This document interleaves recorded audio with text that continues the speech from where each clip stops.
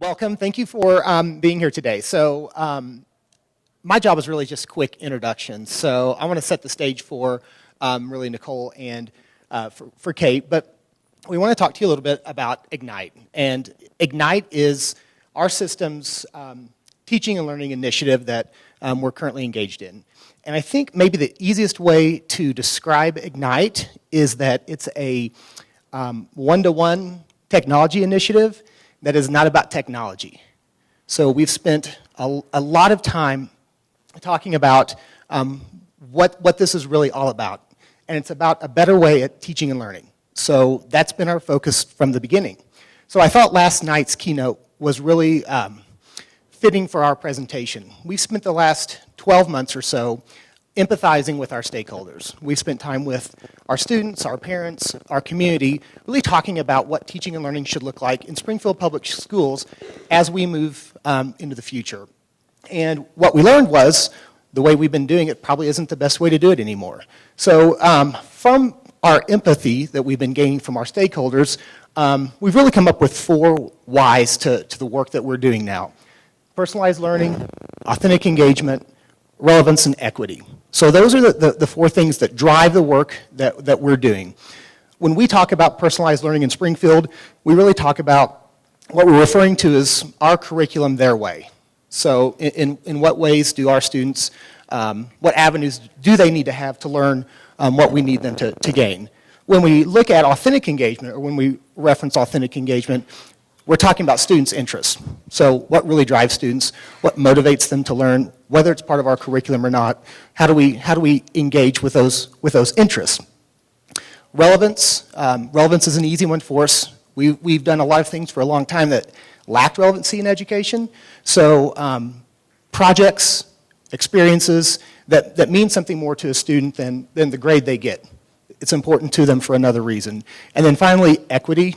I think that's kind of the foundation to all of this. So our students have to have the tools to do the work that we need them to do, and they have to have access to a highly qualified teacher, an adult who can help them use those tools to gain the experiences that are before them. So what we know about this is that it's not easy. We've been working really hard to help our system think differently. We know that means cultural shifts for many of our staff, our families. It means instructional shifts, support, and access. So the way that we do things has to be different. And this is the hardest part of our work. Deploying lots and lots of devices is a lot of logistics. Changing culture is a whole different ballgame. We're not really wired to like change. So thinking differently means change. And change means uncertainty. And we're not wired that way. Nobody wakes up and says, man, I hope today's super uncertain. We like to know where we're going, and usually where we've been is a really comfortable place. So our work is really revolved around thinking differently and helping shift culture in our system. So, so I'm going to let Nicole and Kate kind of talk to you a little bit about where we've been and where we're going with this shift that we're in the midst of. So this is something that my really good friend Bruce Douglas came up with, who's not in the room, but I won't take credit for it. But feel free to take a picture of it and just credit Bruce Douglas, because he came up with this. So we talk a lot about needs and empathy and listening. And my job is to make Canvas invisible and make the tech invisible so people just use it, right? It's not hard, they just use it. So we know that the first thing they have to have is access. So just a little bit about Springfield Public Schools. We have 25,000 students, about 2,000 certified staff. Our school district runs around 60% free and reduced lunch, so we have a lot of access issues that we struggle with our students. It's a pretty clear line between the haves and the have-nots. And I think the speaker this morning talked about those experiences and how do we level that. So the first thing they have to have is access. Skills is where I feel like I come in with our teachers, so I'll talk a little bit about that, and with our students. But I think our society and our culture with education right now is obsessed with the top of that pyramid, but we have no idea how to get there, right? We keep saying, we got to have authentic learning. So we just throw a bunch of devices in, but we never dealt with the bottom of this pyramid. So I know we made a huge mistake in our district with not focusing on jerks, and then you give them iPads and they just become giant jerks, right? So we have to make sure that we lay the foundation with the digital citizenship. So again, I think this really speaks to the work that we're doing. Usually when we present on this, we don't ever get to talk about Canvas, so I'm kind of geeking out today that I got to add to the side Canvas, because we couldn't do any of this without that as our platform. But again, usually it's pretty invisible for us.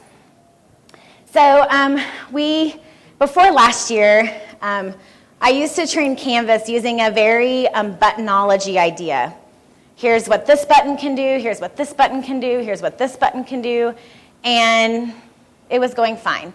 So just so you know, we went from about 5,000 daily users in a year to 21,000 daily users. So we just jumped up with very little training other than that buttonology. Then this year, just through listening, we've really changed our approach. So we now have what we consider our little, I can't remember the name of it. It's our ninja camp, basically, that our teachers and our leaders can go through. So what they do is they get a board that looks something like this, and I'll share this so you can have it, and they literally get stickers. And so they actually work through stations now.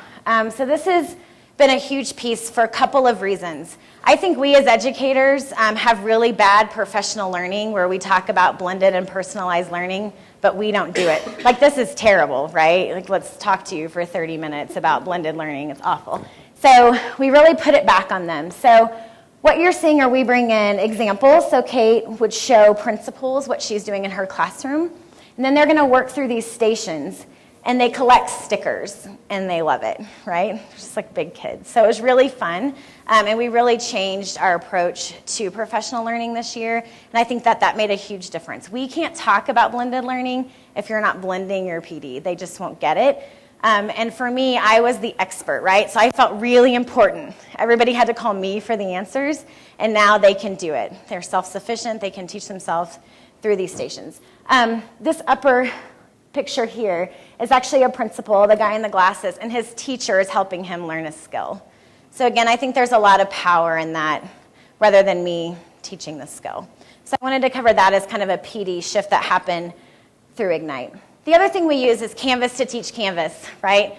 So this is just a screenshot of our Ignite page where they can go in and get help.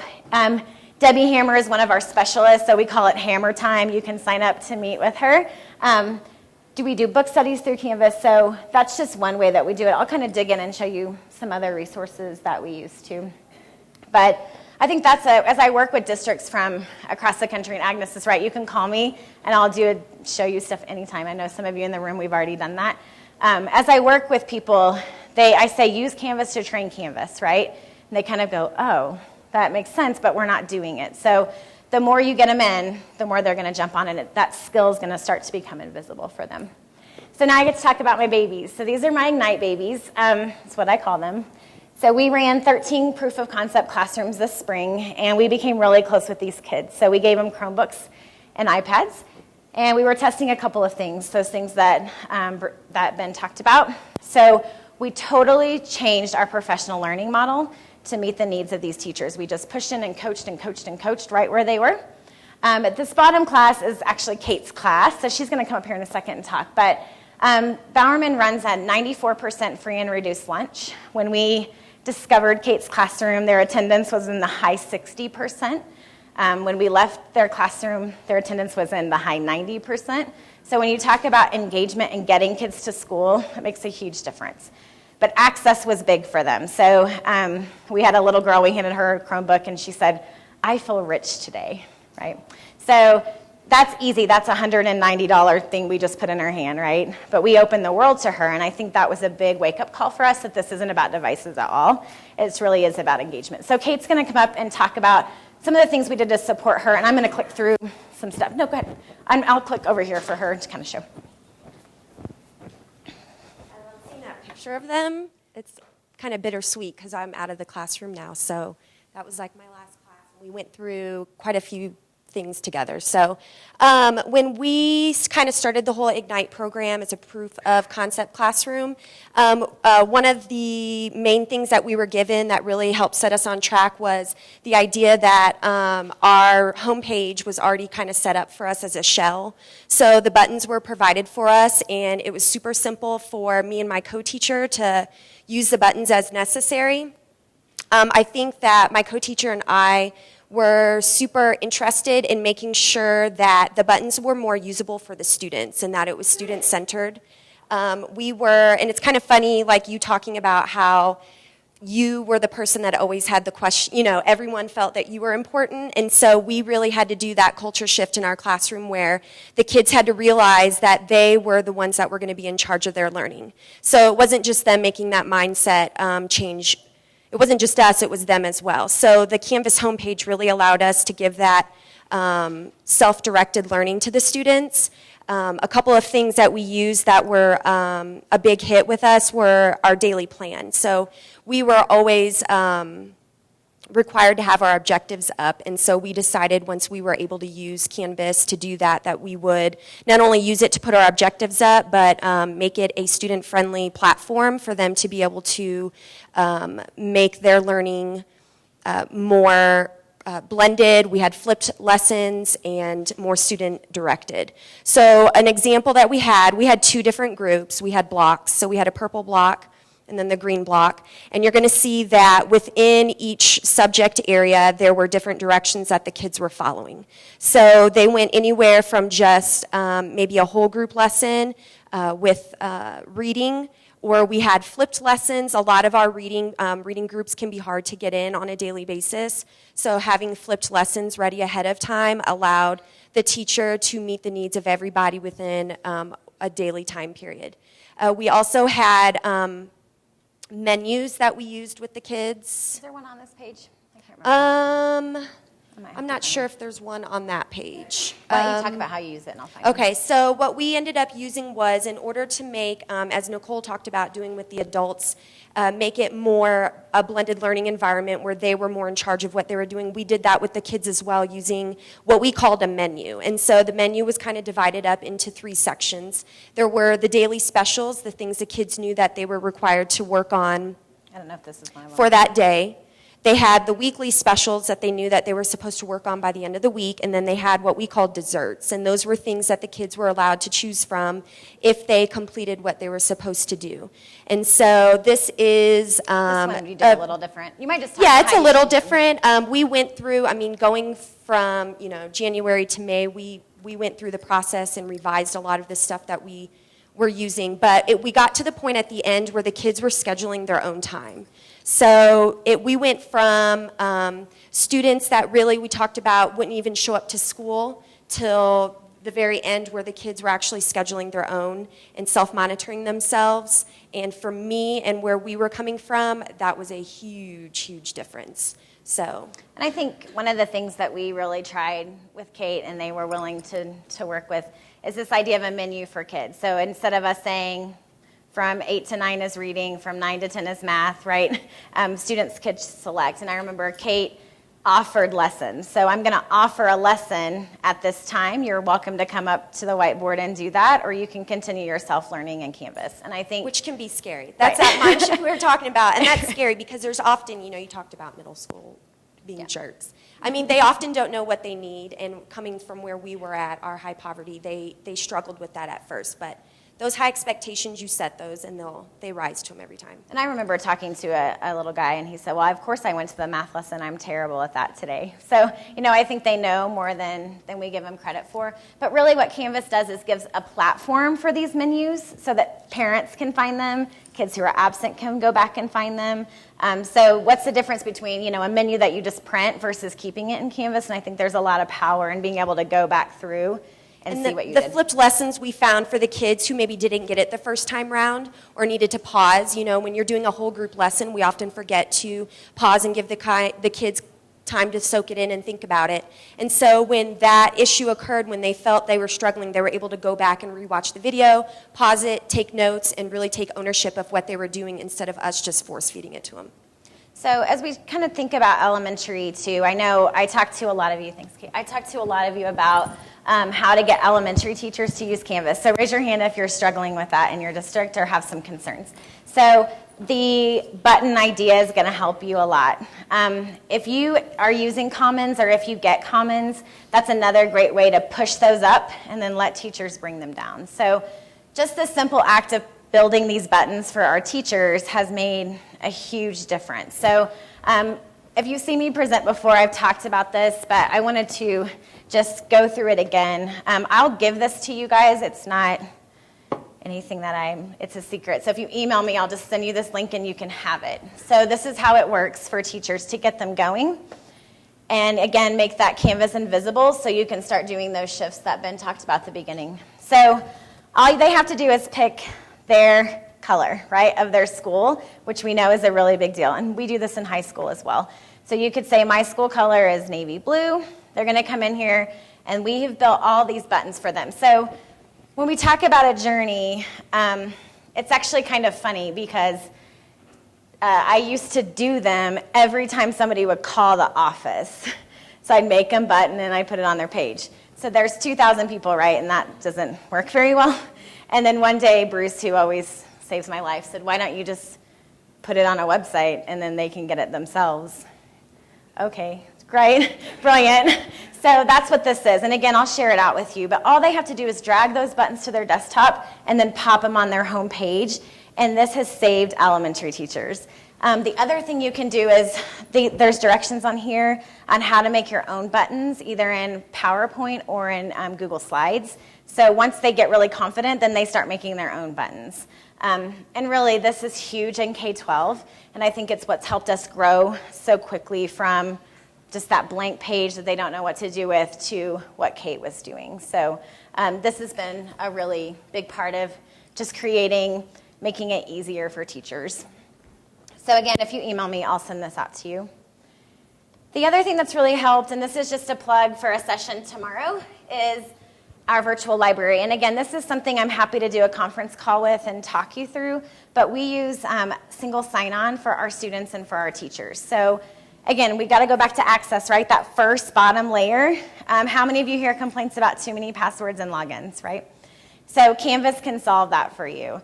And I always tell people I don't work for Canvas. I don't make any. I should make some money from them, but I don't. Not $1. But this is what really changed it for us. So I'm actually going to go in as a student really quick.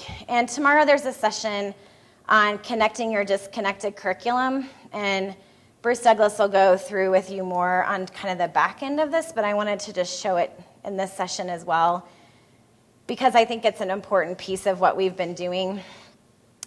So this is a student's account. And so what we do is we enroll all of our students in what's called their virtual library. If you want to know how to increase use of Canvas in your district, make it your single sign-on portal, right? And they don't have a choice. And if you think kindergartners can't do this, do you think kindergartners can remember 75 different passwords either? So I used to see little kindergartners walk in the computer lab with note cards that had all their different passwords in it, and it just killed me. So I thought we can do better. So all they have to do now, for example, we'll just go into the locker area. And again, they'll talk a little bit more about this tomorrow, but I wanted to give you a preview of it. So I'm just going to pop into Michaela's account. So we actually authenticate through Clever is who we use for some of this.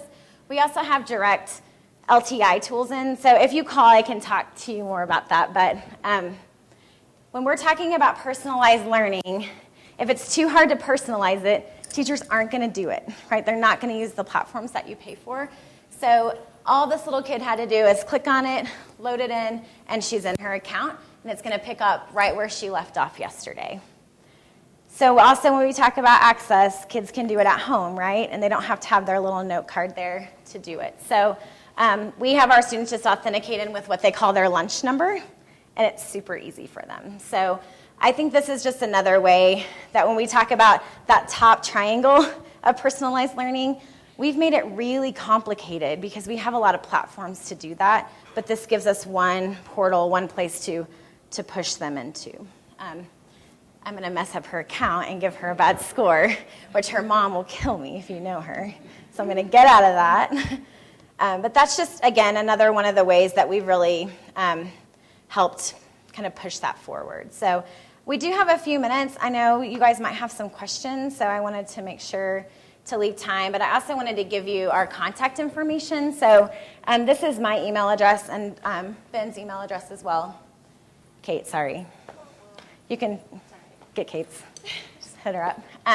So that you can call. And again, I'll demo some of this stuff for you. But I know there's always lots of questions when we talk about some of these different things. So I threw a lot at you. But one of the other things that our school does is we use Google Analytics for Canvas as our dashboard. So if you want to talk about that too, I can kind of show that as well. Yeah. The top one, Nicole. And yeah, it's okay. What other questions do you have about just kind of some of the stuff that I talked about or Ben or Kate talked about? Anything? Yeah. You were saying you can use all as one login. Do you do that with your staff too? We do as well. So our staff are enrolled the same way our students are. So if you're an elementary teacher, you're in the elementary virtual library. So when I took this job, we had, I think, 18 different platforms that teachers were expected to go to. So we got rid of PD360 as our professional learning platform, and we actually built our own product called Glass Classroom that's in here. And I presented on that last year, but if you want to call, if you want to call, I can walk you through that. But yeah, so it's all going to be in one place for the teachers the same way. So this is our professional learning portal. So this replaced PD360, gave them their information there. But their virtual library, I don't know if you noticed, but there's a teacher button and a student button, so it takes them to the right portals. The virtual library also has all of our databases in it now, so librarians love that because they always had different passwords. So that's been able to help us do that as well. Oh, sorry, I'm not good at, I said I was good at this question thing and then I forgot. Other questions that you guys have? Anybody have anything? No? Okay. Yeah. Your button platform, is that something that is easily usable for like just to click? Is it used to link to something else or is it used to? For your button platform, is it used to link to something else or is it used to link to another part of your website or both? Both. So right now it sits on a different website, but we're actually in the process of moving it all into Canvas. Again, another one of those duh things, right? Like why does it have to sit in a different place? But actually, I'm going to take our button library and actually push it up to Commons this summer, and then they can just pull it straight down from Commons into their course, which will be a lot easier for them. But I can tell you, if there's one thing that's revolutionized the way that we're doing it, it's having that library. And I think Kate could even speak to that you don't have to start from scratch. And that's huge, right? It also helps you control the look of your environment. So I hear that a lot from K-12 people. Everyone's pages look crazy and different. So if you provide them, right, for the kids, as Kate was saying, that's important, right? That they go from teacher to teacher and their buttons aren't all crazy different. So that's another way that helps to kind of do that. So right now it sits on a separate website, but we're in the process of migrating it all in. So, yes. I'm just wondering, what is Commons? Is it something you pay for extra, or is it part of Canvas? So there's actually some presentations on Commons. So we're, one of the things that, I don't know how we always end up doing this, but we end up piloting everything for Canvas. But Commons actually sits up at the top of our instance. Do you see it right there? Laura from Springfield Schools is going to present on it this afternoon, so she'll go deeper into how we're using it. Eventually, it will be system-wide through Canvas. So right now, I don't know how many handful, Agnes It's could open probably as speak. of, I believe, yesterday. Yeah, so we're testing it out for them, but this is what it looks like. So, and again, if I don't mean to plug our own sessions, but go see Laura at 5 o'clock. If I can spell the name of our instance. So you can just search. So this is all the stuff that we're able to push up to Commons. Then teachers can just click on it and take it. So it's revolutionized course shells. We really don't use course shells anymore. We just put things in Commons and teachers go and get it. And that's had a huge impact on use too. But it'll be free. Yes. See, I don't work for Canvas, but I will give things away for them. So there's that. Did you have a follow-up on that? Yeah, so they get the show and then they just dump the content from the master court. That's right. So what we did is we gave the Ignite Teach. His question was they just get it from Commons and then they customize it, and that's exactly right. So we put all of the Ignite front pages up in Canvas, up in Commons. Then Kate just brought it down and she had it and it was hers. So just think about the barriers that you're running into with K-12 right now. Them saying kindergartners, right? How do I start? If it's just a picture, kindergartners can click on a picture. So if you build a kindergarten page, the teachers can just go get it and bring it down, which is awesome. There was a lady in a pink sweater. Do you have a question? I just wonder, do you call this Canvas for your students, or do you just go with SPS Online? So we call it Canvas. We probably didn't brand it super well when we first got it. A little bit about our implementation. We bought Canvas, I remember signing the contract December 12th, and we had our first class in on January 2nd. So we had a very fast implementation, but it worked and it was awesome. So it was just Canvas from the beginning. One of the things we would like to start doing, and actually in the product meeting this afternoon, I'll ask about this, is to be able to have sub-account custom CSS where they can, each school can brand it themselves up at the top. So right now, it's a pretty generic branding, but we call it Canvas, so. Yeah. Could you speak a little bit more about the stations that you would send your teachers through when you were doing the trainings? Sure. So let me back up, and I will, Agnes, is there a place I was supposed to have posted this? I feel like there was.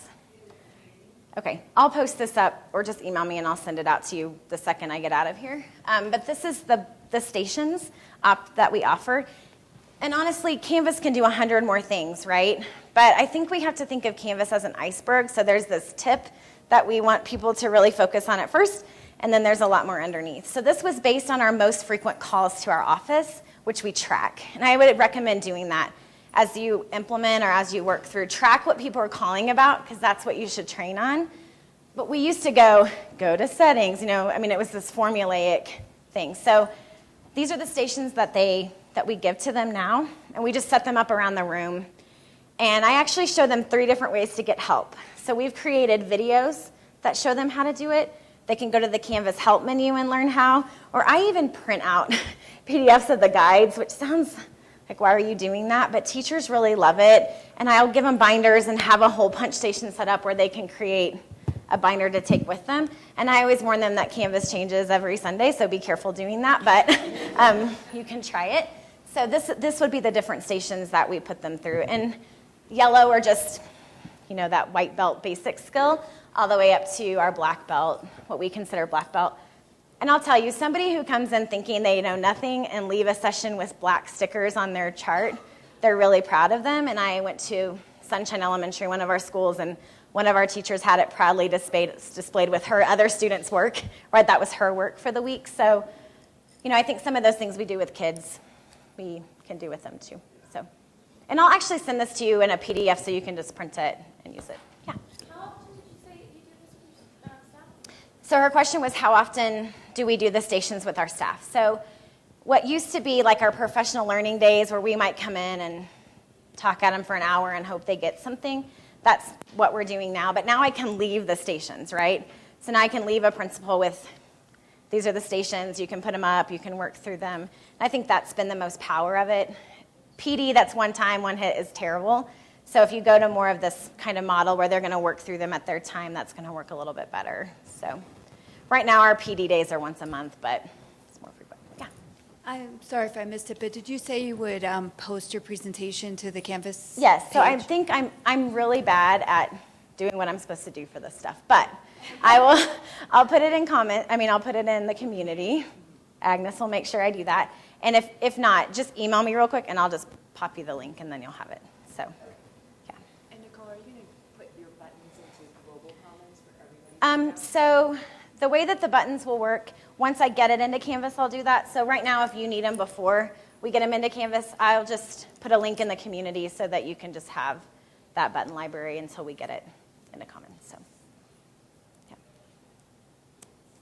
Anything else? Yes.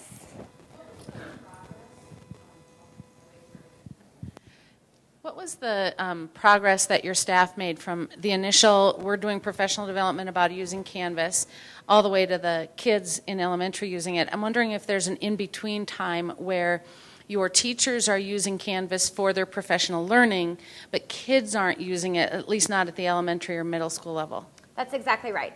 So our first year, that's a great question. Our first year, we just mostly used it with teachers. I believe teachers have to be learners first and believe in the product. We also had gone through, like everybody else, 5 LMSs that were free. So nobody believed me, yeah, right, this is going to stick around. So I had to prove that side of it first. So we used it for professional learning, PLCs in the building communication first for a year, and then we started to pick up. Once we created that elementary virtual library, there was no way we could keep it out of their hands anymore. But I would say probably a good semester was just adults learning, not actually learning how to use Canvas, but being learners in Canvas. So when you were in that stage, did you have your teachers enrolled in your professional learning courses as students? That's correct. So they're enrolled in all of our curriculum is on Canvas, all of our professional learning is on Canvas, all of our meeting structures are on Canvas, and they're all enrolled in that as a student. K-12. K-12. And so so I'm in the admin, the teacher on it, but they're all the students. And I get a lot of questions about that. I'm enrolled as a student. Yep, you're going to be my student. So, yeah. And again, the session Bruce and Allison are doing tomorrow will show more how we use it for curriculum to connect all of that. Again, we used to have a curriculum platform, right? And we had a PL platform, so it was really disconnected. Do I have time for more questions? I don't know where I even am on time. Okay. Oh, sorry. What did you get out of your Google Analytics, and what did you do with that information? And can you show it? Yep.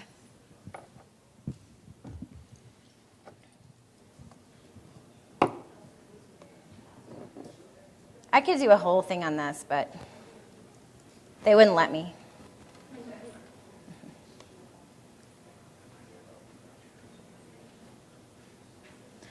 Okay, hey, I'll just catch me up. This one's locked down. I'll show you after. But we're able to track total use, the number of courses that are enrolled, how many people are current on the system, what browser they're using, what type of device they're using. It's pretty cool. So I'll show that up here, but I'm going to get kicked out and in trouble. Anything else? I'll stick around while we're transitioning, but email me. Thank you.